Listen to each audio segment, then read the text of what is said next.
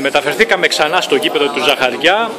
Στο παιχνίδι είναι το δεύτερο ημίχρονο μεταξύ των ομάδων Χρήστου και Αντώνη και Θοδωρή μαζί με τον Γιάννη εδώ το παιχταρά.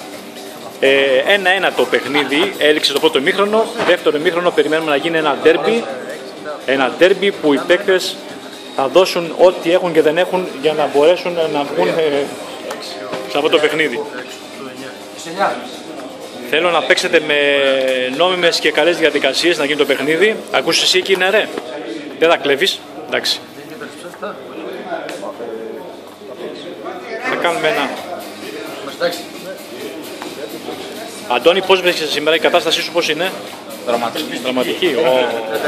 Από εκεί εσύ κύριε Ζαχαριά πώς είναι η κατάστασή σου? Εντάξει, είσαι ανεβασμένος. Αλλά από εδώ το αγόρι εδώ, ωραία,